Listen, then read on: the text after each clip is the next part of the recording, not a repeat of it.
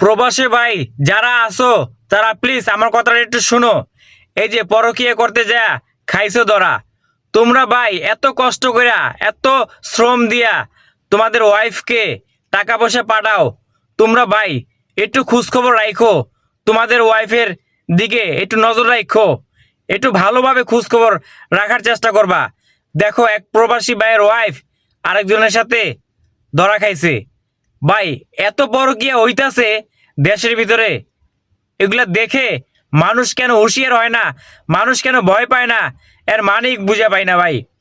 একটু ভিডিওটা দেখো আগে, তারপর আমি বলতেছি। তুমি যদি আলো করে এমবি করো তাহলে কাজ হবে না।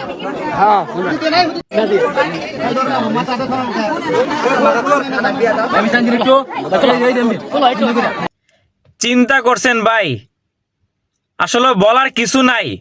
এত পরকীয়া ধরা খাইতেছে, তারপরও কেন যেন এমন করে, মনে একটু ভয় আসে না। ভাই প্রবাসে যারা আছো তোমাদের ওয়াইফের দিকে নজর রাখবা, ভালোভাবে খোঁজখবর রাখবা, ভালো ব্যবহার করবা, এমনকি টাকা পয়সা পাঠানোর সময় অনেক চিন্তা ভাবনা করে পাঠাইবা। আর যদি পারো সিসি ক্যামেরা ভাই লাগাই দিও বাসায়।